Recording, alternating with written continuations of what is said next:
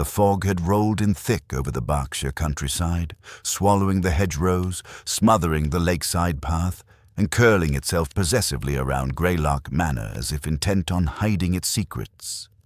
The manor's many gables, towers, and narrow windows broke through the mist like watchful eyes, seeing but saying nothing. It was the kind of night English villagers spoke of only in hushed tones, a night when odd things walked, or perhaps only seemed to walk. Inside the grand estate, warmth radiated from crystal chandeliers and roaring fireplaces. Laughter, elegant music, and the clinking of champagne glasses spilled across the marble floors. Lady Eugenia Ashcombe, widowed, wealthy, and fond of pageantry, was hosting her annual winter gala, a tradition nearly as old as the manor itself. Beneath the glittering lights, guests swirled like pieces on a chessboard, each moving with purpose, each masking an inner world far more complicated than their polished smiles revealed. Just beyond the edge of the ballroom, in the glass-roofed conservatory, a young boy stood alone. He could not have been more than 6. Small, pale, dark-eyed, and dressed in a perfectly tailored sailor suit.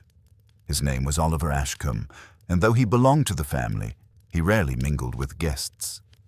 Most found him peculiar, solemn, silent, and unnervingly observant. He watched people the way a hawk might watch the rustling of grass for hidden movement. At precisely 8:43 p.m., Oliver raised his right hand and pointed. He pointed toward a small, empty patch of tiled floor near the conservatory's entrance, an utterly unremarkable spot. No one stood there. Nothing moved there. Yet the boy's finger trembled, and his eyes widened with something between terror and certainty.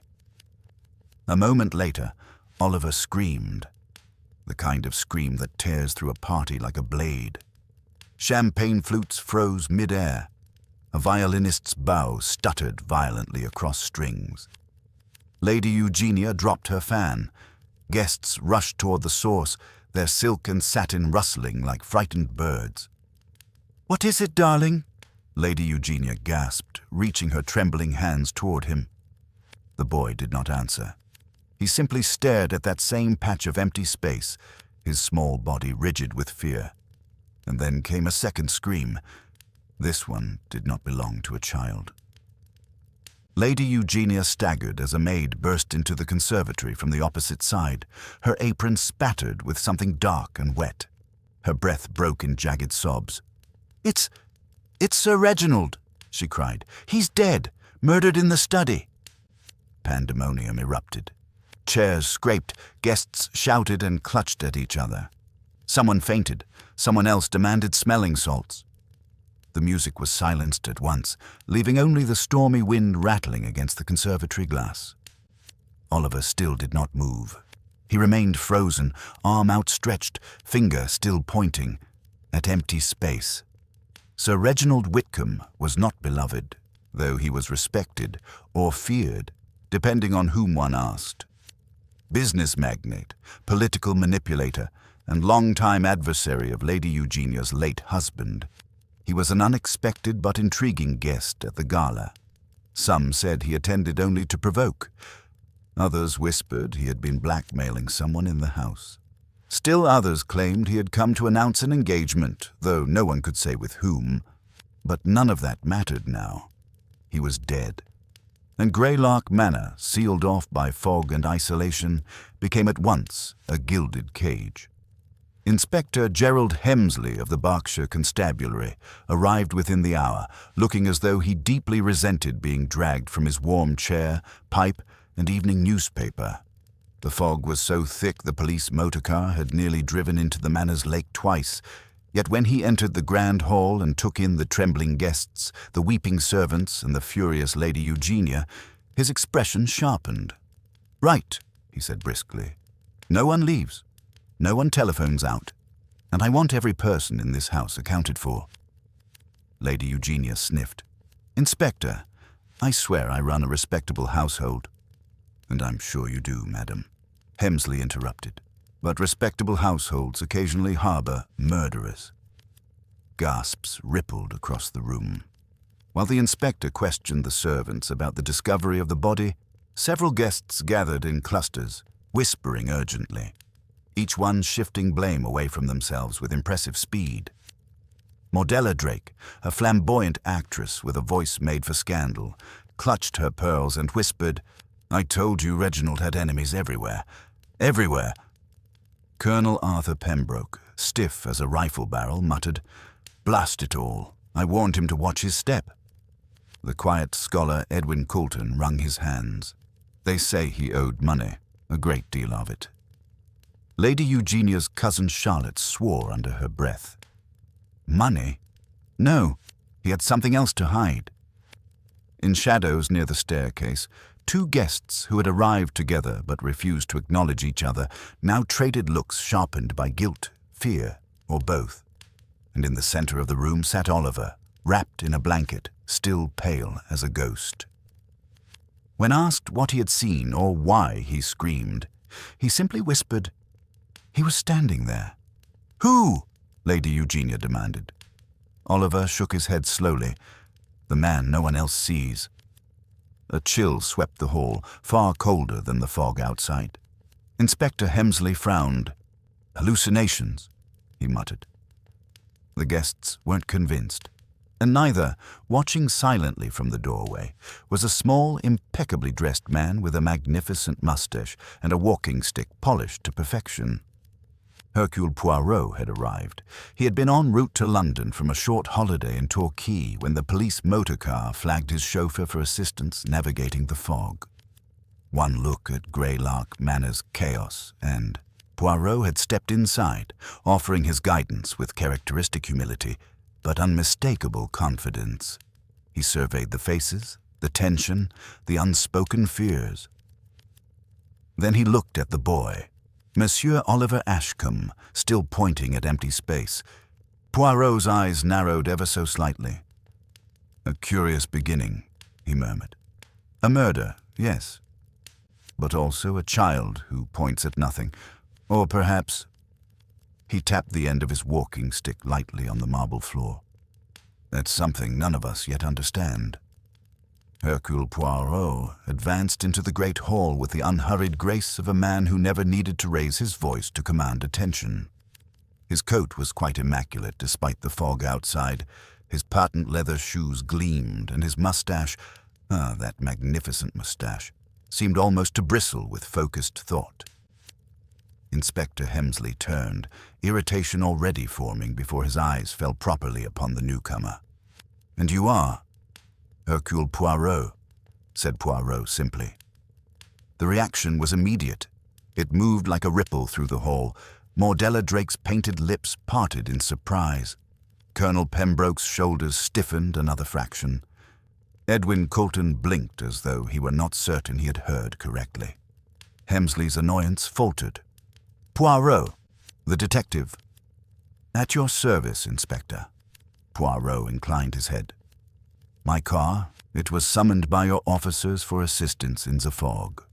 When I arrive, I find a household in distress and a gentleman who is, alas, beyond the help of medicine." His eyes grew grave. "You will permit that I offer instead the help of my little grey cells?" Lady Eugenia seized the moment. "Inspector, if Monsieur Poirot is here by chance, surely we should accept his assistance. Sir Reginald, whatever he was important. There will be consequences if we do not handle this properly." Hemsley hesitated. It was clear he was not a man who liked sharing authority, but he was not a fool. "Very well," he said shortly. "You may observe, Monsieur Poirot, but this is still my investigation." "Mais naturellement," Poirot said, with such sincere politeness that Hemsley was left uncertain whether he had been patronized or not. Poirot's gaze drifted almost at once to the boy. Oliver sat on a cushioned chair near the fireplace, wrapped in a wool blanket far too big for him. In the shifting lamplight, his small face looked both younger and older than his years, like a child who had seen too much and yet understood too little. Poirot approached him slowly, with a tenderness that seemed to soften the edges of his usually precise manner. Monsieur Oliver. Is it not? He asked gently. The boy nodded, almost imperceptibly. I am Hercule Poirot, he continued. I am very particular about knowing things as they truly are. It is an affliction of mine. He smiled faintly. You too, you like to see things as they are. Perhaps. Oliver's dark eyes lifted to meet his. Nobody listens, he whispered. They say I imagine things. You imagine, yes? Poirot tilted his head. Then you have a very busy brain. But tell me, mon petit, when you screamed, what did you see? The hall seemed to hold its breath. Oliver swallowed. His fingers tightened in the blanket. He was standing there, he murmured, eyes flicking briefly to the patch of empty floor by the conservatory doors. The man in the dark coat. No face, just watching. No face? Poirot repeated softly. A shadow, Oliver said. Only thicker.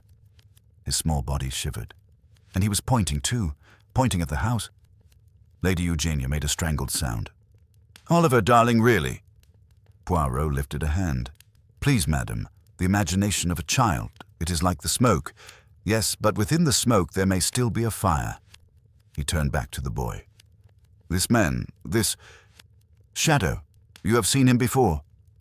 The boy hesitated. His lips parted, then closed again. Finally he nodded. Once, at the top of the stairs, 2 nights ago, he was looking at Uncle Reginald's door. Oliver, Lady Eugenia cried. Sir Reginald was your godfather. You must not speak. Eugenia. A cool, level voice cut across hers. All eyes turned to Charlotte Ashcombe, Lady Eugenia's cousin. Tall, slender, dressed in understated emerald silk, Charlotte's composure contrasted sharply with the hysteria flickering around her. Her grey eyes rested on Oliver with a curious mixture of protectiveness and appraisal. The boy has seen something, she said quietly. Let him speak. Poirot regarded Charlotte with interest, noting the slight tension in her jaw, the faint blanching of her knuckles where her hands were clasped. Here was a woman practiced at control. Of herself, of others, perhaps. Control was interesting, control concealed. Merci, mademoiselle, Poirot said. You are correct. We will listen, for now. Later, we will see what is true and what is embroidery. He patted Oliver's shoulder lightly. You have been very brave, mon petit. You will rest now, yes? Oliver nodded. But as he lowered his gaze, his eyes drifted once more to that empty square of floor. Poirot followed the glance, studying the tiles as though they might confess something if only asked politely enough. Nothing. No scuff, no stain, no object dropped. Merely a piece of floor, much like any other. Curious, he murmured again.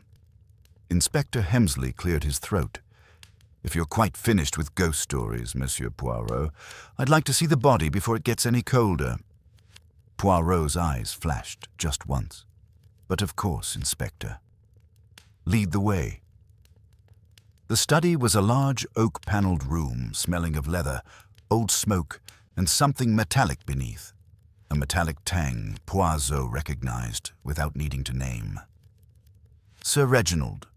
Whitcomb lay sprawled beside his grand mahogany desk, one arm flung out as though reaching for something just beyond his grasp. There you are, Hemsley said, gesturing. Single stab wound to the chest. Dr. Trent says it was quick. Poirot moved carefully, his every step precise. He paused to straighten a slightly crooked framed landscape on the wall before kneeling near the body, not so close as to disturb anything, but close enough to see. Sir Reginald's eyes stared upward, wide with a mixture of indignation and astonishment. His tie was slightly askew. On the desk lay an overturned ink bottle, a scattering of papers, and a fountain pen snapped cleanly in two. The weapon? Poirot asked. Not found, Hemsley said. We've searched the room, the corridor, nearby cupboards. Nothing yet. Poirot's gaze shifted to the window. Thick curtains drawn. He pulled one back delicately with gloved fingers. Outside, only the impenetrable white wall of fog. "Locked?" he asked. Hemsley nodded. "From the inside. Same with the door when we arrived. Maid says she found it shut, knocked, no answer, then opened it and found him. She insists it wasn't locked, but—" He shrugged. "Servants. They rarely notice the difference between a latch and a lock. Ah, but I'm very fond of the difference between one small thing and another," Poirot remarked. He examined the lock, then the door, his fingertips hovering but not touching. "This maid, her name?" "Alice Turner. In service here 3 years, I'm told. We'll speak to her again once I've completed my preliminary work." Poirot's eyes drifted around the room. A small Persian rug slightly rumpled beneath Sir Reginald's shoe. A glass on the side table containing the dregs of a dark liquid. A fireplace with only the faintest remnants of recent ashes, and on the mantel a shattered photograph frame, its glass cracked in a neat starburst. He picked it up carefully. Beneath the cracked glass, the photograph showed Sir Reginald flanked by 2 other men, all 3 younger, and smiling. One was at once recognizable. Colonel Arthur Pembroke, only his moustache thinner, his jaw less heavy. The third man was unfamiliar, his face sharp, almost fox-like. "Friends of long standing?"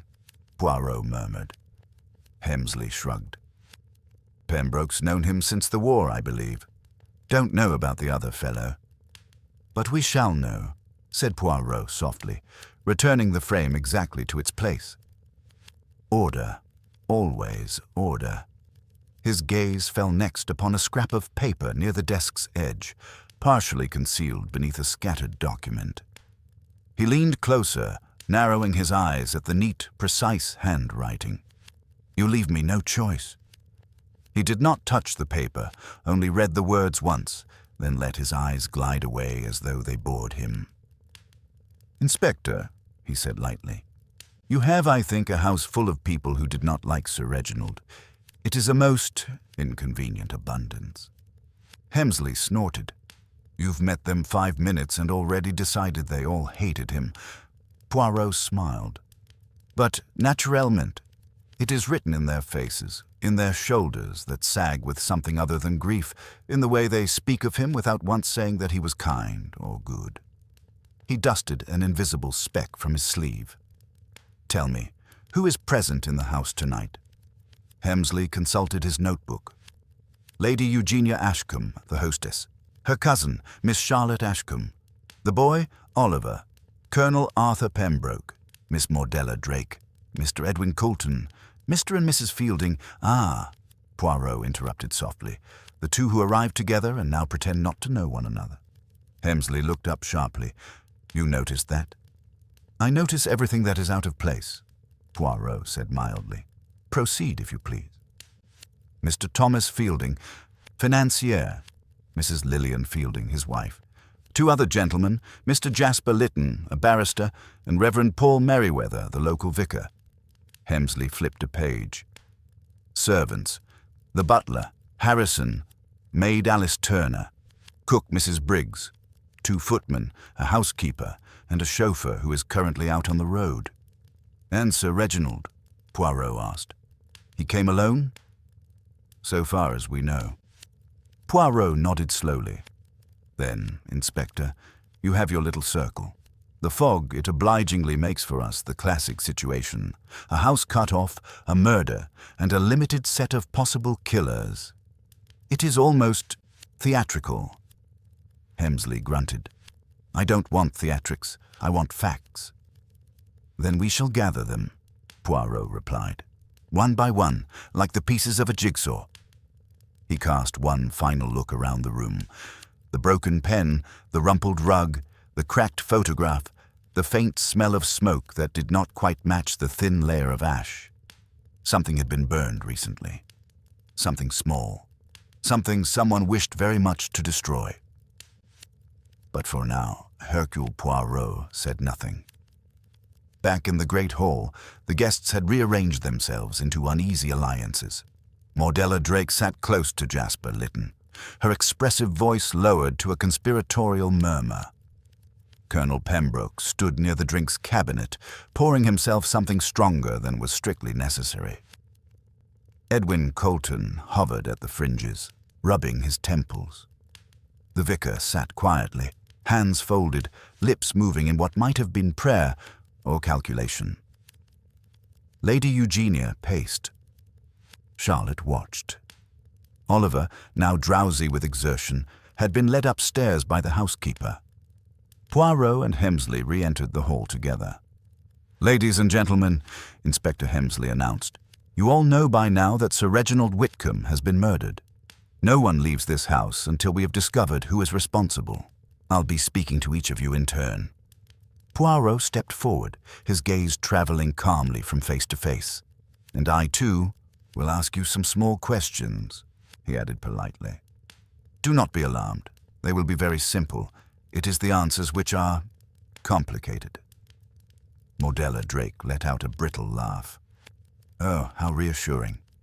Poirot smiled faintly. "You will see, mademoiselle. Murder, it is never born fully formed. It is a long story of little motives, small resentments, careless words. We shall begin to listen to that story, yes?" His eyes flicked upward toward the landing where Oliver had disappeared. "And perhaps," he added softly, "to the story of a boy who points at empty space." The morning light never truly arrived at Greylark Manor. Instead, a pale grey seeped in through the fog, casting a muted glow over the breakfast room. It might have been a serene scene on any other day, the silver teapots polished to perfection, the delicate china laid out, the scent of warm rolls drifting invitingly, but the air was thick with dread. No one touched the food. No one spoke unless spoken to. Each person seemed to be cataloguing everyone else's movements, glances, and silences. Inspector Hemsley had claimed a corner of the breakfast room as a makeshift interview area. Officially, Poirot was only assisting. Unofficially, the guests naturally drifted toward him for answers, reassurance, or absolution. "Let us begin, Inspector," Poirot said as he took a chair beside the fireplace. "We shall start with whoever is most eager to speak." As if summoned by fate, or vanity, Mordella Drake swept into the room with a rustle of silk and perfume. "If it's all the same to you, gentlemen, I'd rather get this dreadful business over with." She sat with dramatic flourish, crossing her legs and adjusting her fur stole. Sir Reginald and I were hardly close, but murder at a society gala, it will ruin my reputation for weeks. Poirot smiled mildly. "Your reputation is, I think, strong enough to endure even this." She preened a little. "Quite right. Now then," he continued, "tell us, mademoiselle, where were you at the time of Sir Reginald's death?" Mordella placed a manicured hand on her chest. "Speaking with Jasper Lytton, of course, in the west sitting room. And before that?" "Oh, mingling. You know how it is. One must circulate." She hesitated, eyes flickering with something less than confidence. "I may have stepped into the corridor for a moment to compose myself." Poirot exchanged the faintest glance with Hemsley. "Compose yourself," he repeated. "Why would you need to compose yourself at such a delightful party?" Mordella bristled. "Because Sir Reginald confronted me earlier in the evening, if you must know. The man was insufferable." "Confronted you? About what?" "I'll tell you," she said, flushing, "because apparently I'm the only one brave enough to speak the truth. Sir Reginald accused me of misleading him. He had been under the impression that I intended to invest in one of his business ventures. I merely decided against it. A woman has that right, surely." Poirot nodded sympathetically. "Naturally. But he made a scene, called me unreliable, manipulative." She slapped the table. "I left before I said something unladylike." Inspector Hemsley leaned forward. "So you walked out of the ballroom, toward which corridor?" Mordella hesitated. "The east hallway, near the study." Silence slid into the room like a cold draught. Poirot's voice was soft. "Very near the study, mademoiselle." Her throat bobbed. "I suppose so." Hemsley smirked. "We're off to a promising start." Poirot raised a hand to temper him. "One does not murder because of an insult," he said. "Most people, anyway. But your honesty is appreciated, mademoiselle. Please remain available." Mordella rose, visibly shaken, and swept out of the room with considerably less poise than she entered. Next came Colonel Arthur Pembroke, his shoulders square, his stride clipped. He sat as though in an interrogation at a military tribunal. "Colonel," Poirot began, "you and Sir Reginald, you were friends?" Pembroke snorted. "Friends is too generous. We served together before the war. Men change, Poirot. Reginald changed more than most." "How so?" "He became cruel," Pembroke said bluntly. "Self-serving, always scheming." He shifted in his chair. "I told him as much last night." "You had an argument?" Hemsley pounced. "I wouldn't call it that," Pembroke replied stiffly. "But yes, we exchanged harsh words." Poirot steepled his fingers. "You were angry with him." Pembroke's gaze sharpened. "I didn't kill him." Poirot tilted his head. "That is possible. But tell me, mon colonel, what was the nature of your disagreement?" The colonel's jaw tightened. "He defrauded a trust we both advised. Money meant to support veterans. I confronted him. He pretended outrage that I dared accuse him." His fists clenched. Deep down, he knew I was right. Poirot studied him. "And afterward, where did you go?" "To the billiards room." Pembroke's voice was firm. "Ask anyone." "We shall," Poirot said. The colonel rose and marched out, leaving the faint, lingering scent of tobacco and tension. Edwin Coulton, the quiet scholar, entered next. He looked exhausted, eyes bloodshot, hands trembling as he adjusted his spectacles. "Mr. Coulton," Poirot said gently, "you appear unwell." The scholar let out a shaky breath. "I haven't slept. The idea of a murder. Here." He pressed a hand to his temple. "It feels like a nightmare." Poirot smiled kindly. "If only nightmares were so tidy." "Sit, monsieur. Tell us." Edwin dropped into a chair. "I was in the library all evening. I hardly spoke to anyone. Sir Reginald and I weren't acquainted." Poirot raised an eyebrow.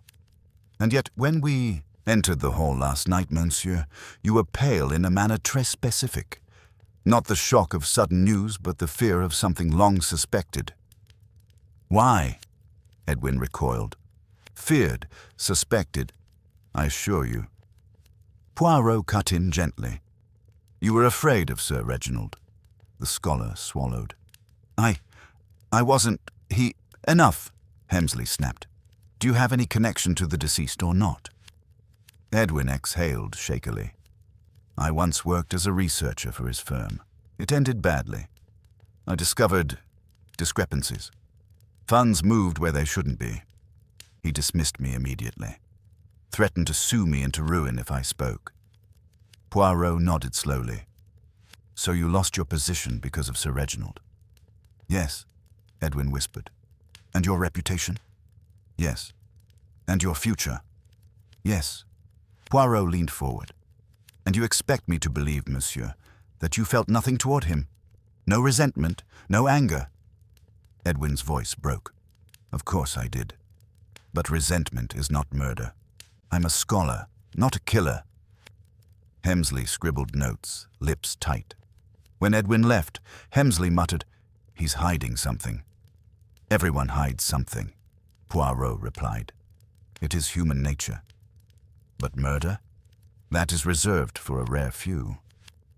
Drake was near the study. Pembroke had motive. Coulton had motive. "Yes," Poirot said calmly. "3 possibilities already. A tidy case, no." Hemsley smirked. "And I suppose you think it's none of them?" Poirot said nothing, which was, of course, an answer. Charlotte Ashcombe entered next, poised, composed, the eye of the storm. "Miss Ashcombe," Poirot greeted. "You are unusually calm." She gave a faint smile. "Someone in this house must be." Her interview would prove enlightening, but before she could speak, the door burst open and the butler, Harrison, rushed in, face as white as the fog outside. "Inspector, Monsieur Poirot, you must come at once." Hemsley shot upright. "What now?" "It's the knife, sir. The murder weapon. It's been found." Hemsley's eyes lit with triumph. "Where?" "In Miss Mordella Drake's room." Gasps erupted from the guests in the hallway. Poirot did not react. He only rose slowly, smoothing the sleeves of his suit. "Ah," he murmured. "The first false lead appears. It is sooner than usual." Hemsley frowned. "False lead? What makes you so certain?" Poirot's eyes twinkled. "Because, Inspector, it is far too tidy." The procession to Mordella Drake's bedroom resembled the slow march of a funeral cortege. Lady Eugenia fluttered anxiously behind Inspector Hemsley, followed by Jasper Lytton, face tight, jaw working, and a handful of guests pretending not to be curious while very much trying to see everything. Poirot walked in silence, his steps as neat and measured as always, yet his mind moved swiftly beneath the calm exterior. A planted murder weapon was almost an insult to him, an amateur's attempt to force a narrative, and an amateur, Poirot knew, could be dangerous precisely because they underestimated their own clumsiness. The butler Harrison led them up the main staircase to the east wing. "I was delivering fresh towels, sir," he said nervously. "I opened Miss Drake's door and there it was, lying right on her dresser, plain as day." "Ah," Poirot murmured. "How considerate of the killer to place it where anyone might find it. Such courtesy is rare." Harrison blinked. He was not entirely sure if Poirot was being sarcastic. Hemsley, however, scowled. "We'll see soon enough whether it's courtesy or carelessness. Open the door." Harrison turned the key and pushed. Mordella Drake's room was an explosion of color. Velvet scarves draped over chairs, a fur stole tossed on the bed, perfume bottles scattered like jewels. And there, in the very center of her cherrywood dresser, lay a knife. A slender, elegant knife with an ivory handle. Its tip was stained a deep, dried red. Mordella gasped. "That is not mine. I've never seen that hideous thing before in my life." Jasper Lytton shot her a sharp look. "Mordella, this is serious. Don't be dramatic." "I'm not being dramatic, you pompous." She turned on Poirot. "Monsieur, please, you don't really believe I would murder someone and then decorate my own dressing table with the evidence?" Poirot brushed a gloved finger along the air, not touching the knife, merely observing the scene. "But of course not, mademoiselle, unless you wish to be caught." Her eyes widened in horror. Poirot smiled faintly. "But you do not strike me as a woman who wishes anything so inconvenient." Hemsley stepped forward. "This is quite enough. No one else has been in this room except the maid earlier, and the door has been locked since. The knife is here, it's bloody, and she had motive, opportunity, and proximity."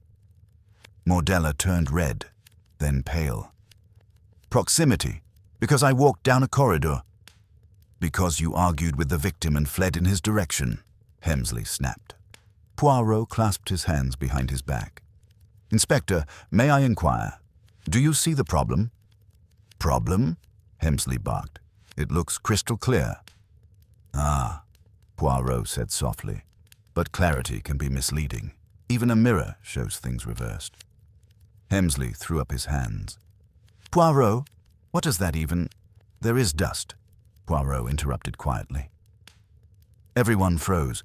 Poirot gestured with his chin. "On the dresser. Fine dust. A thin layer." They all leaned closer.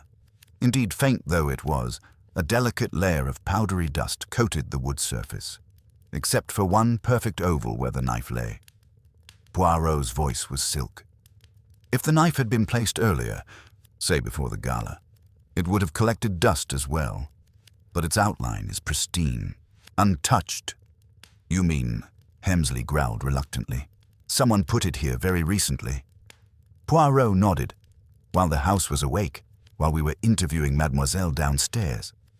Mordella sank into a chair, sobbing with relief. So someone is framing me. Poirot's mustache dipped in a sympathetic angle. It would appear so. He glanced at Jasper Lytton. The barrister stiffened. Why are you looking at me? Because you, monsieur, Poirot said lightly, are a man who worries about appearances. And this, he gestured to the knife, is an arrangement made for appearance only. Jasper sputtered. Are you accusing me? No, Poirot replied calmly. Not yet. But his eyes lingered long enough to make the barrister shift uneasily. Back in the hall, the tension had grown so heavy it seemed to seep into the walls. Lady Eugenia was on the verge of fainting again. Charlotte watched everyone like a hawk, and the vicar muttered prayers under his breath. Poirot took a seat near the fireplace. He looked perfectly relaxed, but every guest felt the invisible pressure of his mind pushing against theirs. They were being assessed, weighed, measured, and none enjoyed the sensation. Miss Ashcombe, Poirot said, focusing on Charlotte at last. May we speak? She approached, steps measured. Of course. You are very composed, Poirot observed. I believe in thinking clearly, Charlotte replied smoothly. A useful habit, Poirot said, especially when one's cousin hosts a gala that ends in murder. Eugenia cannot bear stress. Someone must remain rational. Poirot nodded. And you, mademoiselle? Where were you at the time Sir Reginald died? Charlotte hesitated. It was the first visible crack in her composure. I was in the portrait gallery. Alone? Yes. Poirot's eyes glimmered. Alone is very convenient and very dangerous. Charlotte's jaw tightened. My alibi is the truth. Mais oui, Poirot said softly. But truth without proof, mademoiselle, is like a book without pages. One cannot read it. Before Charlotte could respond, a scream ripped through the manor. This one was raw, desperate, and unmistakably male. Guests jolted upright. Hemsley's chair toppled. Poirot rose instantly, his expression sharpening. That, he murmured, is not the scream of discovery. That is the scream of danger. Harrison the butler came sprinting down the staircase. Inspector, Monsieur Poirot, it's Mr. Edwin Colton. He's collapsed in the library. Poirot and Hemsley rushed after him, guests trailing behind like frightened birds. They burst through the library doors. Edwin Colton lay sprawled on the floor beside a toppled bookshelf ladder, his face contorted, his lips blue-tinged. Papers littered the ground, scattered as though he had grabbed at something in panic. Poirot knelt beside him. Alive? Hemsley demanded. Poirot placed 2 fingers against the scholar's neck. Faint pulse, he murmured, but failing. Lady Eugenia gasped. What happened? Poirot's finger touched Edwin's lips, where a faint metallic scent lingered. Poirot inhaled once. His eyes hardened. Poison, he said. Gasps erupted. But he was alone, Harrison cried. No one went in. Poirot rose slowly. No one needed to go in.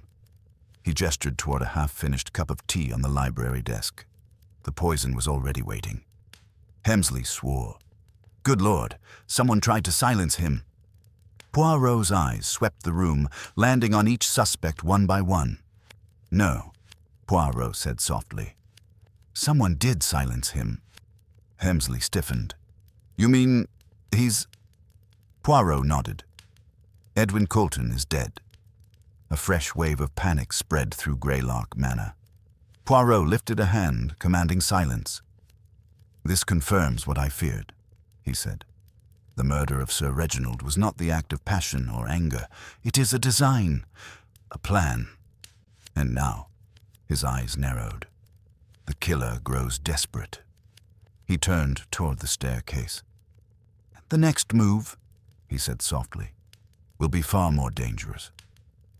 The library, once a sanctuary of quiet intellect, had transformed into a battleground of panic and suspicion. Edwin Colton's body had been moved to a sofa, respectfully covered with a woolen throw. Lady Eugenia sobbed softly against Charlotte's shoulder. The vicar clasped his hands, murmuring prayers. Colonel Pembroke stood rigid, fury simmering behind his eyes. Mordella Drake clutched her lace handkerchief, trembling dramatically but not entirely insincerely. Poirot, however, stood perfectly still. He was staring not at the body, nor at the teacup, nor even at the suspects. He stared at the bookshelf ladder. It lay on its side, toppled in a way that suggested either a struggle or a hasty climb, but Edwin had not been a man given to climbing in panic. He inhaled slowly, the faint scent of dust and parchment filling his senses. "Inspector," Poirot said quietly, "you will notice something curious." Hemsley, exasperated and pale, snapped, "What now?" Poirot pointed at the third rung from the bottom. It was clean. Too clean. Every rung above and below bore the usual collection of dust, fingerprints, and the fine speckles from decades of aging wood. But not this one. "This rung," Poirot murmured, "was wiped. Recently." Hemsley frowned. "So what? Someone cleaned one rung of a ladder?" Poirot shook his head gently. "No. Someone stood on it, and they wished to remove the evidence." He crouched beside the ladder, examining the angle. Poirot never touched a surface unless absolutely necessary. He inspected with his eyes, as though the truth itself whispered directly to him. "Someone climbed this ladder last night," Poirot said softly. "Before or after Sir Reginald's murder." Mordella sucked in a breath. "Climbed it? For what purpose?" Poirot lifted his gaze to the bookshelf directly above. A row of thick, leather-bound volumes filled the top shelf. Encyclopedias, legal treatises, historical records. But there was a gap just off-center, barely wide enough for a slim item. Poirot tapped the edge of the empty space. "There was something here," he said. "Something missing." Charlotte's voice was steady, too steady. "A book?" "Something smaller," Poirot said. "Something that could be hidden easily. Perhaps a document, perhaps a photograph. Perhaps—" He paused. "A letter." A ripple ran through the room. "A letter," Hemsley repeated. "You think the killer stole something from here?" Poirot nodded. "Oui, Inspector, and I believe Edwin Colton saw them do it." Colonel Pembroke bristled. "That's absurd. Colton was a nervous scholar. He could barely confront a librarian, let alone a murderer." Poirot turned, his gaze sharp. "You underestimate the power of fear, mon colonel. A man who feels cornered will sometimes dare to look behind the curtain, even if he dreads what he will see." Jasper Lytton, arms crossed and jaw tight, spoke next. "If Edwin saw someone take something, why didn't he tell us?" Poirot's eyes softened. Perhaps he was trying to. He approached the desk with the half-finished tea. Using a handkerchief, he lifted a corner of an open notebook. Scrawled across the page in Edwin's trembling handwriting were the 3 words, "Ask the boy." Another collective gasp. Poirot nodded slowly. Edwin Colton did not die without leaving us one message. Hemsley swore under his breath. "Ask the boy? You think Oliver knows something? He's 6. Poirot responded with a gentle firmness. "Children observe what adults ignore. They do not filter the world through pride, fear, or convenience." "But he said he saw a shadow," Hemsley barked. "A faceless man." Poirot's eyes glimmered. And perhaps that is exactly what he saw, or what his young mind called what he saw. He folded the handkerchief neatly. "We must speak to Oliver again." Lady Eugenia shook her head violently. "No, he is traumatized. He needs rest." Poirot approached her gently. "Madame, forgive me. But if your godson, if that little boy is in danger—" A strangled sound escaped her throat. "Danger? What danger?" Poirot placed a hand over his heart. "Because the killer has already silenced 2 men. If Oliver knows anything at all, they may attempt to silence him next." Lady Eugenia swayed and Charlotte steadied her. Poirot continued, voice quiet but firm. "If we do not act now, madame, we may lose the one witness who cannot lie." They moved to the child's bedroom. The housekeeper, Mrs. Green, hovered protectively near the door, insisting Oliver was asleep and should not be disturbed. Poirot knocked gently anyway. After a moment, a small voice said, "You can come in." Inside, Oliver sat upright in bed, blanket pulled to his chin. His eyes looked older than the day before, as though fear had aged him by years. Poirot took a seat at the foot of the bed, careful to make himself small, approachable. "Monsieur Oliver," he said softly, "there is something you may help me with." Oliver looked at him, then over his shoulder, as though checking for someone behind Poirot. "Did he come back?" the boy whispered. Poirot felt the faintest chill. "Who, mon petit?" The man with no face. Poirot's tone remained calm. "Tell me, when you said he pointed, what did he point at?" Oliver's gaze drifted to the window. Fog pressed against it like a living thing. "The house," the boy whispered. "And then last night, the library corridor." Poirot leaned in slightly. "You saw him last night?" A small nod. "In the corridor. He was carrying something." "What was it?" Poirot asked gently. Oliver hesitated. His fingers clutched the blanket. "It was, a letter," the boy finally whispered. "Folded. I could see the corner of it in his hand." Poirot's eyes flickered.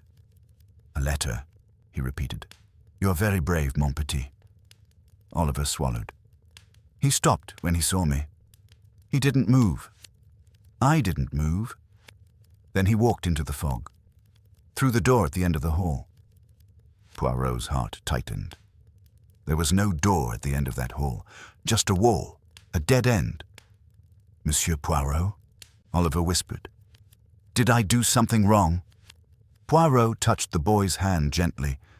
"No, mon petit. You have done something very right. You have helped me more than you know."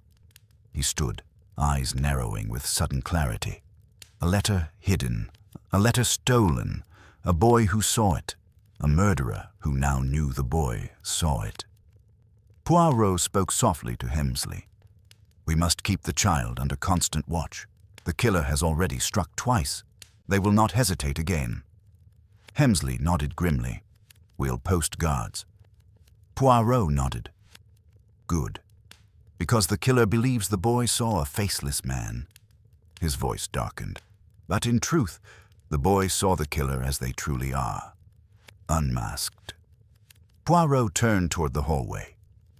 "And now, Inspector, it is time for me to begin the game."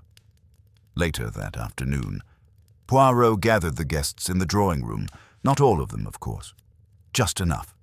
Those who needed to feel the pressure. Lady Eugenia, trembling. Charlotte, calm but too calm. Colonel Pembroke, rigid as a statue. Modella, wide-eyed with fear. Jasper Lytton, tight-lipped.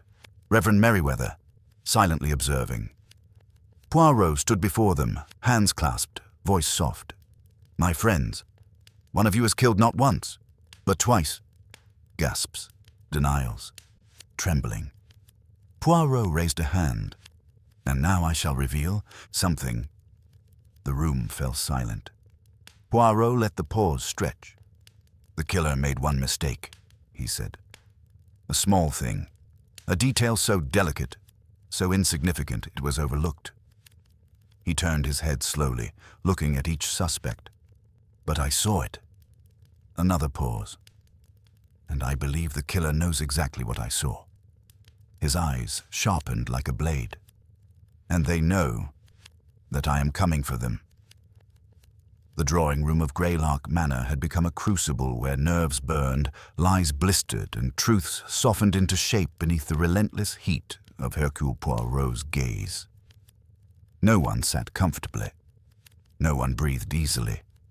And though the fog pressed on the windows like an audience demanding entertainment, it was the eyes inside the room that held the danger. Poirot stood near the mantel, hands folded delicately before him. Silence spread outward from him like ripples across still water. At this moment, he said softly, each of you believes the others capable of murder, and yet perhaps you believe yourself innocent. He smiled. Almost everyone does. A tremor passed through Mordella Drake. Colonel Pembroke's jaw flexed. Jasper Lytton shifted his stance as though preparing a courtroom rebuttal. Charlotte Ashcombe remained perfectly still. Poirot continued, I shall ask you all just one question. Answer it if you wish. Lie if you dare, or say nothing at all. It matters little. He paused. Where is the letter? Every breath in the room halted. Lady Eugenia blinked in confusion. Letter? What letter? Poirot raised a hand gently. The letter stolen from the top shelf in the library. The letter Sir Reginald hid there. The letter someone went to great effort to retrieve. That letter, madame. Charlotte's expression shifted. Barely. A tightening at the corners of her eyes. Mordella gasped dramatically. I've never even been in the library. Lies exhaust the soul, mademoiselle, Poirot murmured. Perhaps save them. He stepped forward. Last night, someone climbed the ladder. They wiped a rung afterward. They took something that Sir Reginald feared. Jasper Lytton's voice cut in sharply. If this letter exists, what did it contain? Poirot turned his head very slowly toward him. Perhaps the better question is, monsieur, why does its content frighten you? Jasper's lips tightened. I asked a simple question, and I gave a simple answer. Curiosity is rarely simple. Heather-like whispers spread through the guests. Poirot spoke again, voice low but clear. Before he died, Edwin Colton wrote 3 words. Ask the boy. And the boy told me what he saw. A man holding something folded. Colonel Pembroke scoffed. Children see all sorts of things. Ah, Poirot responded gently. But children do not always invent the direction of movement. Oliver saw the man walk toward the fog. Through a wall. Jasper's brows shot up. Impossible. No, Poirot said. The child described the movement incorrectly, but the event correctly. The killer walked to the end of the hall and turned. Poirot raised a finger. There is a hidden servant's passage there. A narrow door paneled to match the wall. The boy did not know it existed. Shock rolled through the room. Lady Eugenia's hand flew to her throat. I always meant to have that passage sealed. How dreadful. Dreadful, Poirot echoed. But convenient. For someone. The room vibrated with tension. Poirot fixed his gaze on Colonel Pembroke. You knew of the passage, did you not, mon colonel? From the war years when you visited the family. Pembroke stiffened. Yes, but I've never used it. Poirot inclined his head. Perhaps. Poirot then turned his attention to Mordella Drake. Mademoiselle, you admitted walking the corridor near the study.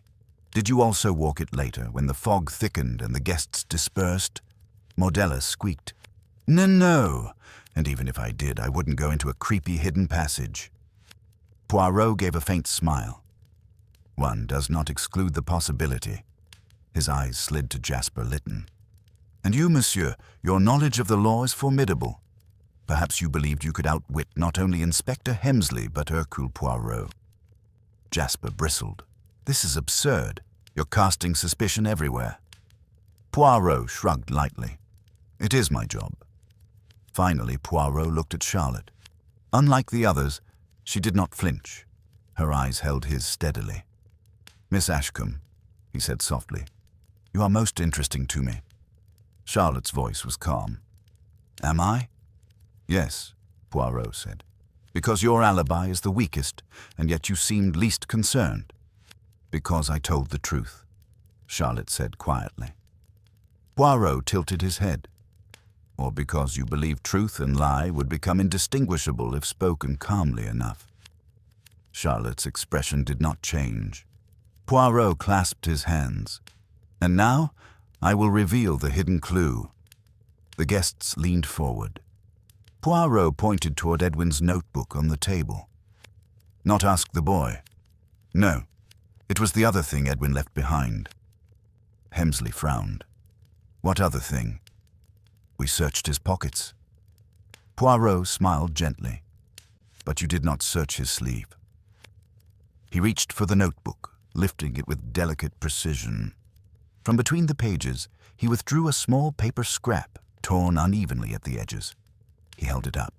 On it, written in ink, were 5 numbers: 14, 9, 22, 5, 18.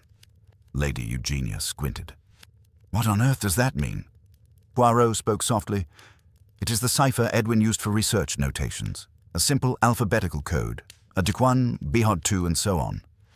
Mordella blinked. But then, what does it say? Poirot didn't hesitate. It spells Niver. Confusion washed through the room. Niver? Hemsley barked. What devilish word is that? Poirot's eyes gleamed. It is not a word. It is a name. A tense silence fell. Poirot continued. A name truncated, a name torn off, because the rest of the scrap is missing. He tapped the torn edge.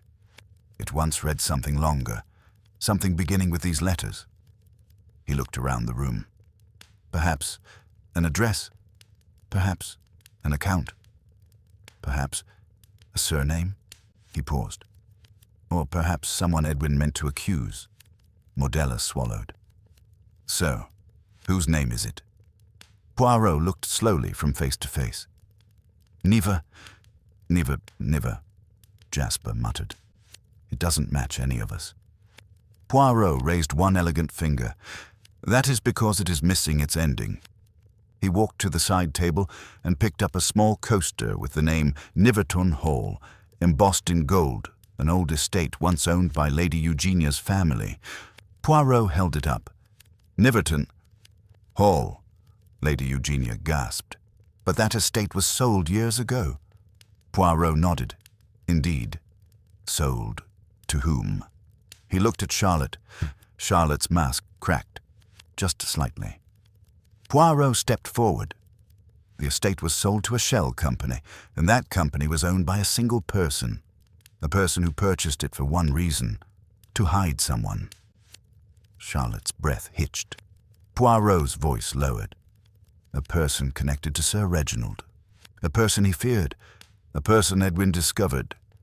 His eyes locked onto Charlotte's. And that person is you, Miss Charlotte Ashcombe. The room exploded with gasps. Hemsley shouted, What? Her! What are you saying, Poirot? Poirot lifted both hands for quiet. I am not saying she is the killer. Not yet. Charlotte stiffened. Poirot's voice fell to a whisper. I am saying Charlotte Ashcombe has a secret worth killing for, and she has hidden it for years. Charlotte's poise, perfect, elegant, untouchable, wavered. Just once. Poirot smiled. And now, mademoiselle, it is time for you to tell us who you really are. For a long, trembling moment, Charlotte Ashcombe did not speak. The room waited, breaths held, eyes wide, hearts pounding. It was as if the entire manor leaned closer, its walls hungry for secrets long kept in silence. At last, Charlotte inhaled. It was a small breath, but it was enough. Poirot, arms gently folded, watched her with the compassion of a priest and the precision of a surgeon. He did not press. He simply waited. For Charlotte, that was pressure enough. Lady Eugenia broke first. Charlotte, she whispered, voice brittle. What? What is he talking about? What secret? Charlotte turned her head slowly toward her cousin, and for the first time since the murder, the woman who had been a pillar of poise seemed suddenly very young, very tired. I didn't want you to be part of this, Charlotte murmured. Any of you? Poirot nodded slightly, as if encouraging a child to continue a lesson. Charlotte closed her eyes, then opened them, and the truth began. My name, she said quietly, is not Charlotte Ashcombe. A collective gasp broke through the room. I took that identity 6 years ago. The real Charlotte Ashcombe died abroad. I looked like her, enough to pass in photographs, and Eugenia had not seen her cousin since childhood. Lady Eugenia staggered backward. "What are you saying?" "I needed a new life," Charlotte said. "A quiet one without him." "Sir Reginald," Poirot supplied gently. Charlotte nodded once, tightly. "He blackmailed me. Or rather, he tried to." Mordella Drake covered her mouth with trembling fingers. Colonel Pembroke swore under his breath. Charlotte continued, voice steadier now as though a dam had burst. "I worked for one of Sir Reginald's companies years ago. I discovered inconsistencies, embezzlement, fraudulent accounts. I confronted him privately, thinking I could appeal to his sense of decency." A mirthless smile twisted her lips. He had none. Poirot's eyes softened. He had known men like Reginald Whitcomb all his life, the ones who took and took, believing themselves untouchable. Charlotte went on, her composure cracking at the edges. "He threatened to ruin me. Not legally, socially. He said he would make certain no firm in England hired me again, and he knew something else." Poirot stepped forward. "Your birth identity." Charlotte nodded. "And a mistake I made when I was very young. One I never forgave myself for. Sir Reginald held it over me. Every year he demanded something more. Money, favors, information." The room felt suddenly too small. Poirot spoke softly. "And Niverton Hall?" Charlotte lowered her eyes. "I bought it through a shell company to hide someone." Poirot's voice was gentle. "Who?" Charlotte hesitated, true fear surfacing now, not of exposure, but of protection. "Someone Sir Reginald wanted. Someone he believed belonged to him." Poirot waited. Charlotte's voice broke. "My sister. My little sister." A stunned silence followed. "She was just a child when he became obsessed with her. I took her. I ran. I built a new identity. I hid her at Niverton Hall. She's safe. She's been safe for years." Poirot nodded gravely. "And Sir Reginald discovered your secret." Charlotte wiped a tear from her cheek. "He came to me 2 nights ago. Told me he knew where she was. That he would take her. That I would do anything he asked." Mordella whispered, "My God." Poirot's voice remained soft. "And what did you do, mademoiselle?" "I begged him." Her hands trembled. "I told him I would pay. I would disappear if he wished. Just leave her alone." "And his response?" Charlotte's mouth twisted in anguish. He smiled. Poirot closed his eyes as though in brief prayer. Then he reopened them, sharp, focused, deeply aware that a revelation of motive was not the same thing as guilt. Charlotte looked directly at him. "Poirot, I didn't kill him." The room fell silent. Hemsley exhaled sharply. "She has a damn good motive." "Why," Poirot agreed. "The best of motives. But good motives do not always lead to murder. Sometimes they lead only to fear, or to desperate choices." He turned back to Charlotte. "I believe you, mademoiselle." Charlotte's breath caught. Shock, relief, pain all flaring at once. Poirot continued, "You lied about your identity. You hid your sister. You shielded your cousin. These are crimes of necessity, perhaps, but they are not murder." Hemsley stepped forward. "Poirot, how can you possibly clear her so quickly? She had motive, opportunity." "No. Poirot raised a hand. "She had motive, yes. But opportunity? No." "How do you know?" Hemsley demanded. Poirot smiled faintly. "Because of the rug." Colonel Pembroke blinked. "The rug?"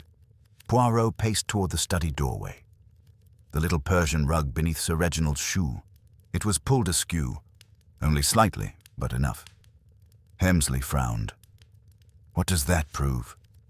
Poirot's voice was velvet. "It proves the murderer is taller than Charlotte." A wave of confusion rolled through the room. Poirot explained, gesturing with his hands. When the killer stepped back after striking the blow, their foot caught the edge of the rug. A taller person steps wider, yes? The rug moved several inches. Charlotte, with her elegant, careful stride, would not have shifted it so. Charlotte's lips parted. You deduced my innocence from that? Poirot smiled. I deduced your innocence from 26 details, but the rug was the most elegant. Hemsley rubbed his head. Fine.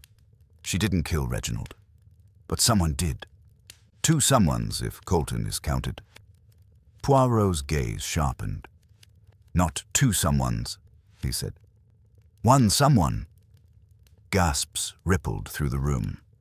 One killer, Poirot continued, committed both crimes. The murder of Sir Reginald was not a moment of passion. It was the first step of a plan. Edwin Colton's murder was step 2. Jasper Lytton swallowed. And step 3.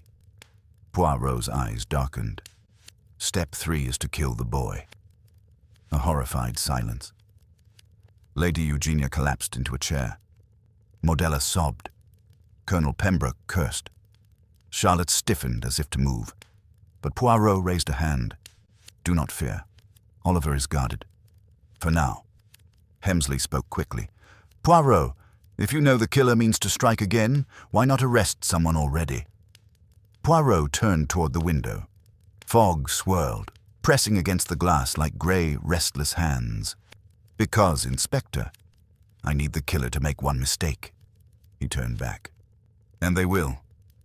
The room shivered under the certainty in his voice. Poirot stepped forward, eyes glittering. For tonight, he said softly, I set the trap. Night descended upon Greylark Manor with a heaviness that felt almost intentional, as though the very fog wished to press itself inside. Doors were locked, lamps were dimmed, guards positioned. Yet a shiver of dread curled through every corridor. Someone in the house was desperate. Someone had already killed twice, and someone would kill again, unless Hercule Poirot intervened. Poirot sat in the small reading room at the center of the manor, a place chosen deliberately. From here he could see the cross-section of hallways leading to the bedrooms, the stairs, and the east wing. He sat perfectly still, hands folded, eyes half closed, listening. Inspector Hemsley paced behind him like a caged animal. I don't like this, Hemsley grumbled. You're using the boy as bait. Poirot did not open his eyes. No, Inspector. I'm using the killer's arrogance as bait, a crucial difference. The killer thinks the boys saw their face, Hemsley muttered. Doesn't that put him in danger? Poirot opened one eye. Yes. Hemsley nearly choked on air. Poirot! Poirot opened the other. Which is why he is guarded in a locked room, and why we sit here, waiting for the killer to attempt what they believe is possible. Hemsley exhaled heavily. You know, sometimes I think you enjoy this. Poirot smiled faintly. I enjoy order, Inspector, and the neatness of a plan coming together. His eyes drifted to the clock on the mantelpiece. 11:47 p.m. The house had grown so silent it felt like a breath being held. Poirot rose slowly. It is time. Meanwhile, down the east corridor, Lady Eugenia Ashcombe's nerves were stretched almost to snapping. She hovered outside Charlotte's door. Inside, Charlotte was packing, or rather, hiding what she had packed. Poirot had spoken with her privately earlier, insisting she stay put and leave every action to him. Charlotte had agreed. And yet here she was, tucking letters and documents into a satchel, documents that could expose her sister if found. She could not risk staying. A soft knock startled her. Charlotte? Lady Eugenia's voice trembled.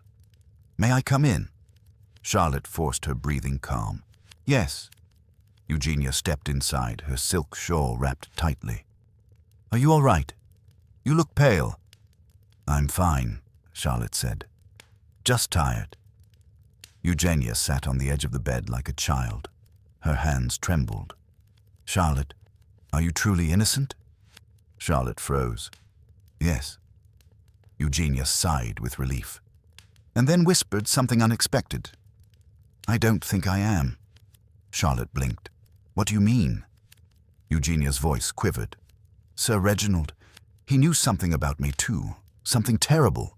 He threatened to reveal it. I was furious. I said awful things to him, and when he stormed away, I followed him." Charlotte stared, horrified. "Eugenia, did you—" "No." Eugenia clutched her shawl. "No, I swear I didn't stab him, but I was near his study. I pounded on his door after our argument. I wanted an apology." Tears welled. "When he didn't answer, I left. I never opened that door." Charlotte exhaled shakily. "Eugenia, why didn't you say this earlier?" Eugenia wept. "Because I was terrified you might think—" Her voice broke. Charlotte reached for her cousin. But before she could speak, a faint sound split the air. A creak, soft, subtle, wrong. Both women froze. Charlotte stood, her heart thundering. "Stay here." She moved to the door, pressed her ear to it. Footsteps. Soft, deliberate. Moving toward the end of the hall, the direction of Oliver's room. Charlotte's breath caught. Poirot's warning flashed through her mind. She darted into the hallway. The corridor stretched long and dim, the lamps flickering faintly. At the far end, a shadow slipped around the corner. Charlotte's pulse hammered. Poirot's instructions echoed, "Do not intervene, do not run, do not follow, leave everything to me." And yet, her feet moved. She followed. Upstairs, outside Oliver's locked door, the guard, one of Hemsley's constables, stood rigid. But something was wrong. Poirot stopped beside him. "Constable, report." The guard swallowed. "Sir, I heard something inside. Like the window opening." Poirot's eyes narrowed. "Impossible. That window has been sealed shut for 20 years. The guard looked pale. "Sir, I'm telling you, I heard it." Poirot motioned. "Unlock the door." The constable hesitated only a moment before obeying. The door swung open. Poirot stepped inside. Oliver's bed was empty. Hemsley rushed in behind him. "Oh, hell, oh, bloody hell, where is the boy?" Poirot turned slowly in a circle, eyes sharp, nose lifting slightly as if scenting something. He walked to the window, placed his hand over the latch. Cold, ice cold.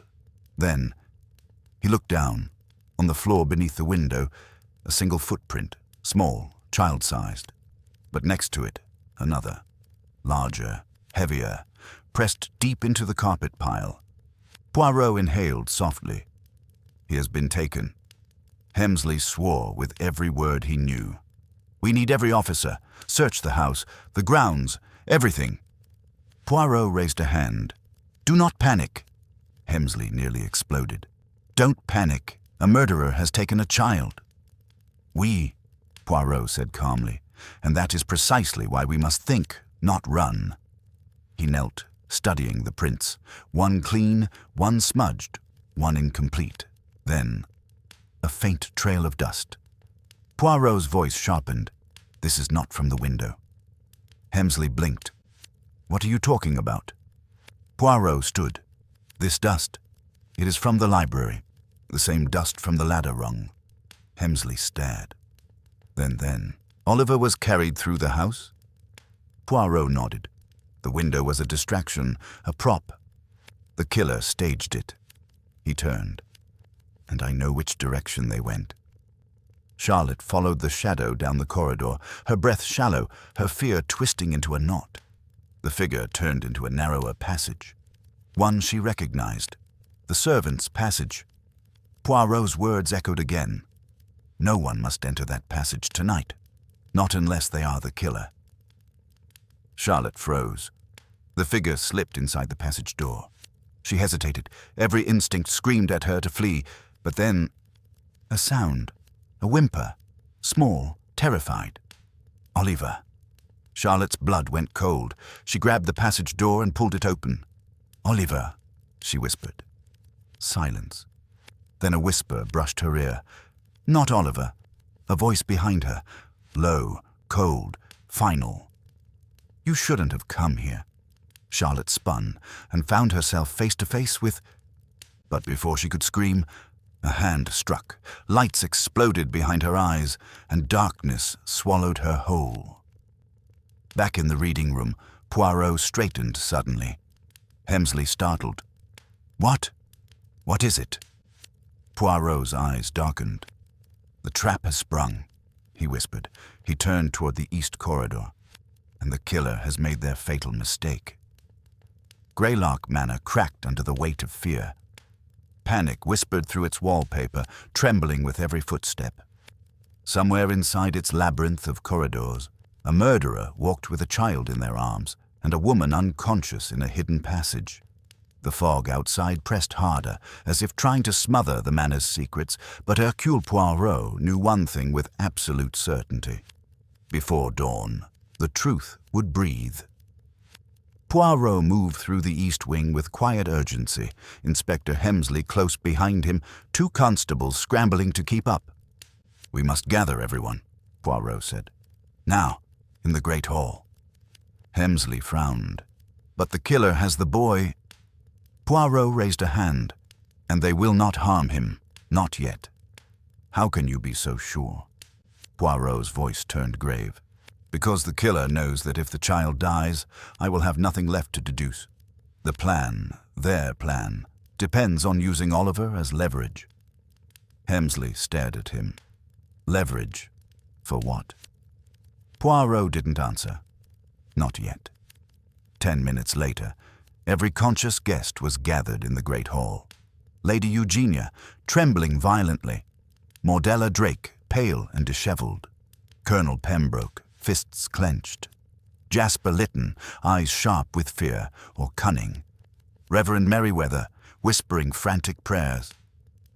The butler, Harrison, paced like a ghost. The housekeeper wrung her hands. The footmen stood rigid as poles. Poirot stepped before them, hands clasped lightly. "Mes amis, tonight one of you abducted a child and attacked a woman." Gasps, shouts, desperate denials. Poirot pressed on. "But before I reveal the culprit, we must revisit the murder of Sir Reginald Whitcomb." He walked to the center of the hall, drawing their eyes as though pulling strings. "You see, the solution has been before us from the beginning. Only one person in this house had the motive to kill Sir Reginald, and the nerve to kill Edwin Coulton, and the desperation to abduct a child." He paced slowly, elegantly. A person who needed something Sir Reginald possessed. Charlotte softly. "The letter." Poirot nodded. Just so. He faced the group. Sir Reginald was blackmailing Charlotte, but he was not blackmailing only her. No, that would be too simple. He turned to Colonel Pembroke. "Mon Colonel, you argued with Sir Reginald about the misappropriation of veterans' funds." Pembroke grunted. He was a disgrace. Poirot nodded. "But you did not kill him." Poirot turned to Mordella. "Mademoiselle Drake, he threatened you with financial ruin." Mordella sniffled. "The monster!" "But you did not kill him." Poirot faced Jasper Lytton. "And you, monsieur, the polished barrister, you feared exposure, not of fraud, but of your association with Sir Reginald's darkest dealings." Jasper stiffened. How dare you?" Poirot raised a hand. "Non, monsieur. You are corrupt, perhaps, but not murderous." Poirot stepped back, clasped his hands. "No. Only one person in this house had a secret worth killing for. Only one person feared Sir Reginald enough to strike first." Lady Eugenia's voice cracked. "Poirot, please. Just tell us." Poirot inhaled softly. "The killer of Sir Reginald. And Edwin Coulton, and the abductor of Oliver, is—" A floorboard creaked. Every head turned. A shadow detached itself from the staircase landing above. Poirot looked up. "Bonsoir," he said calmly. The figure stepped into the light. And gasps swept the hall like a tidal wave.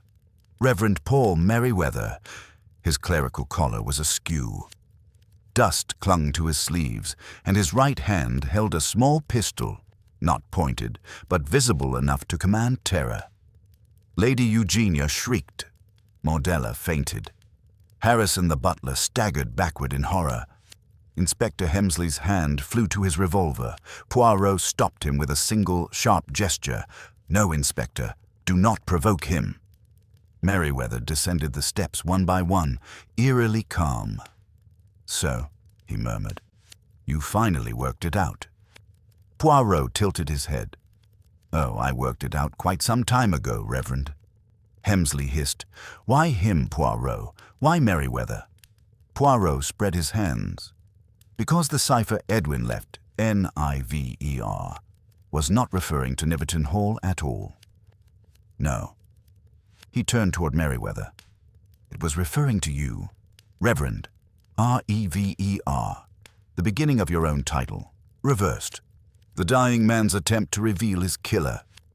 Merriweather narrowed his eyes. "A clever boy," he said darkly. "Too clever." Poirot nodded solemnly. "And that is why you poisoned him." Gasps erupted again. Poirot stepped a little closer. His voice softened.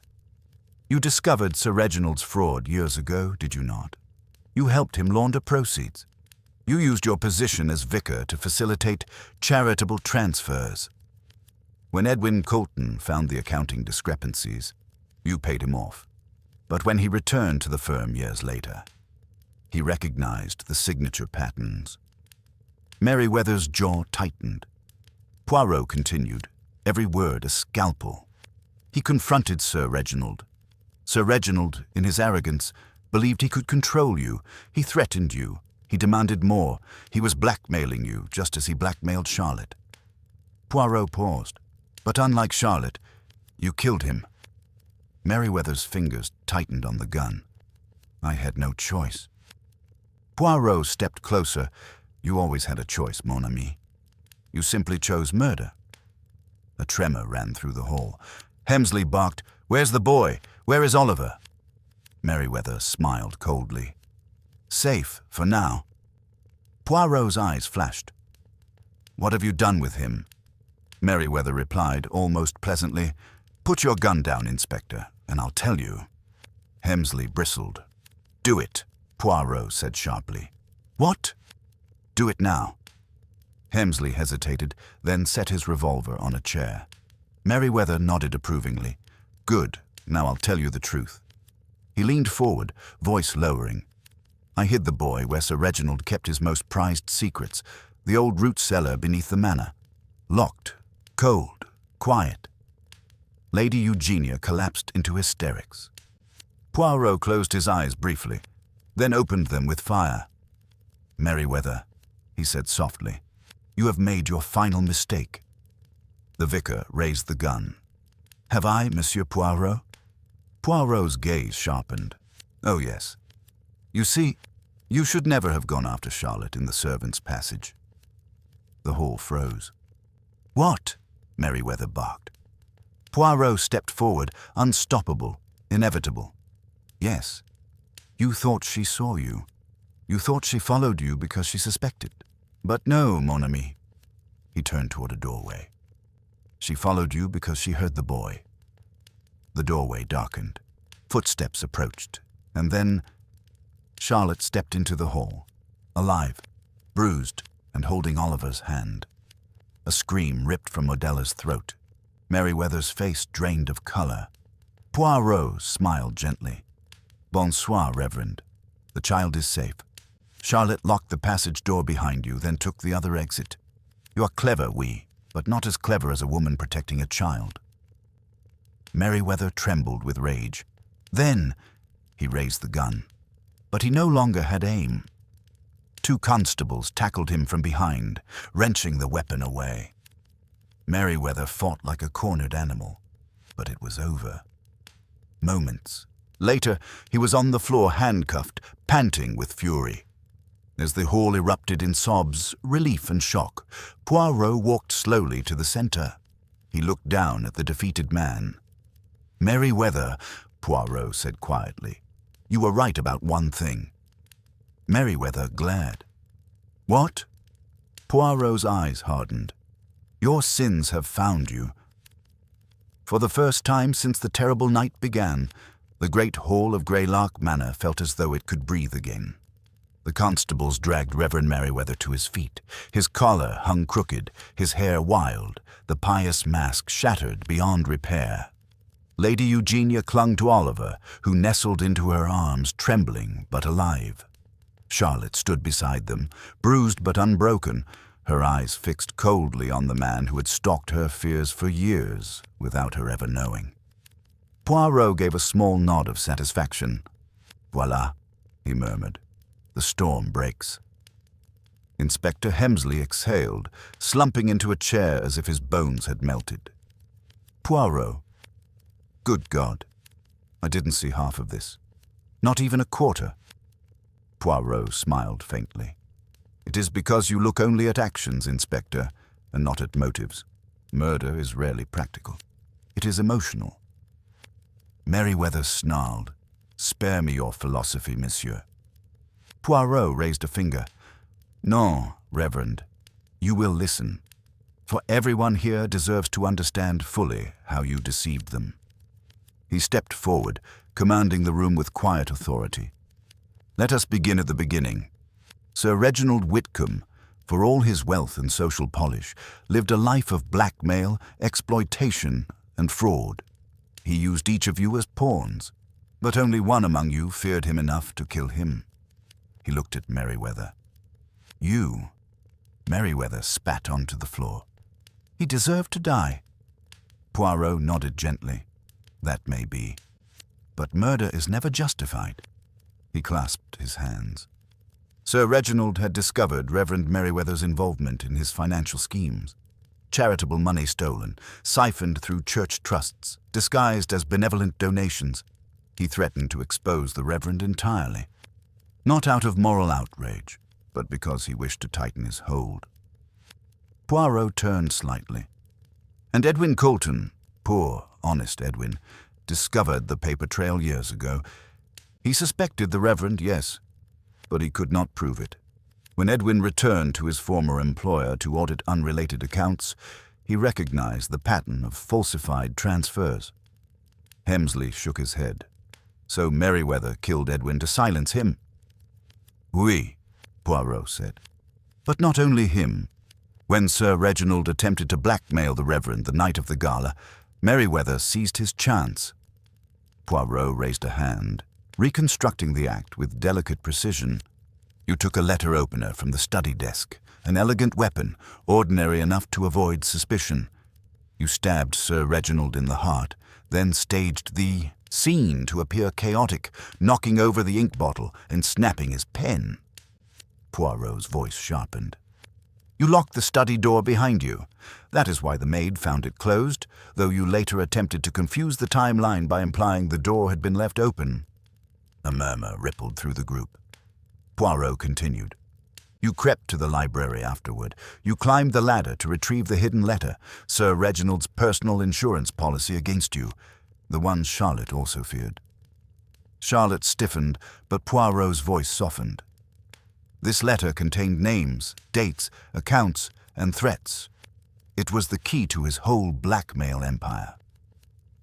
Poirot turned to Merryweather again. "You stole the letter, Reverend, but Edwin Colton saw you." A hush fell. Poirot lifted the torn scrap. "He confronted you, or attempted to. He wrote this clue, 'Never,' as you approached him with poison." Lady Eugenia gasped. "He realized the Reverend was the killer." "Just so," Poirot replied. He paced slowly. "Merryweather prepared the poison earlier, knowing Edwin might speak with Sir Reginald. And when Edwin grew frightened and hid in the library, you followed, offering him tea doctored with your own mixture." Hemsley clenched his fists, and then he staged the fall from the ladder. Poirot nodded. "Oui." But Edwin's hand trembled. He dropped the poisoned cup, splashing on the rug. Merryweather poured the remainder back into the fresh cup and forced Edwin to drink while he lay weakened. Mordella Drake fainted for the second time that night. Poirot gestured toward Oliver. When Reverend Merryweather saw Oliver watching from the corridor, he panicked. He believed the boy saw more than he did. Fear drives desperate men to desperate things. Poirot's eyes darkened. "And so, you abducted the boy?" Merryweather's jaw tightened. "He saw me. I couldn't risk it." Poirot shook his head. "He saw a shadow, a man in the fog. His mind invented the facelessness, but you believed otherwise." Poirot turned to Charlotte. "And then you made your gravest error. You believed Charlotte followed you because she had discovered your identity. No. She followed because she heard Oliver crying from the servants' passage." Charlotte nodded shakily. "I heard him. I couldn't leave him." Poirot finished, voice low and solemn. And so the truth unraveled. The constables dragged Merryweather to his feet. He glared venomously at Poirot. "You meddling foreigner," he hissed. "You ruin everything with your arrogance." Poirot smiled serenely. "Non, monsieur. Not arrogance. Order." Merryweather spat a final curse as the officers led him away. When the doors closed, Lady Eugenia burst into sobs. Charlotte embraced her, soothing her gently. Colonel Pembroke poured himself, and Poirot, a much-needed drink. Mordella Drake revived just enough to demand, "Smelling salts again?" Oliver approached Poirot timidly. "Monsieur Poirot," he whispered. Poirot knelt before him, warm eyes softening. "Yes, mon petit." "Was it my fault?" the boy whispered. Poirot placed a hand over Oliver's. "No, my child. It was never your fault. You saw nothing but darkness and called it what you believed it to be. You were brave, braver than you know." Oliver smiled faintly, then hugged Poirot. Poirot stiffened politely for 2 seconds, then gently hugged him back. As dawn broke, the fog finally thinned, revealing grey skies over Greylark Manor. Helmsley escorted Merryweather to the waiting vehicle. Servants whispered about resigning. Guests whispered about therapy. Poirot stood near the manor entrance, his coat immaculate, his moustache resplendent, his eyes thoughtful. Charlotte approached him quietly. "Poirot," she said softly, "you saved us." Poirot shook his head. "Non, mademoiselle. You saved the boy. I merely used my little grey cells." She smiled, tired, grateful, free. "What will you do now?" she asked. Poirot straightened his lapels. "I will take the first train to London, and I will enjoy a very quiet breakfast, perhaps with a croissant, perhaps with order restored." He tipped his hat. "Bonne chance, mademoiselle." Charlotte squeezed his hand. "And to you, Monsieur Poirot."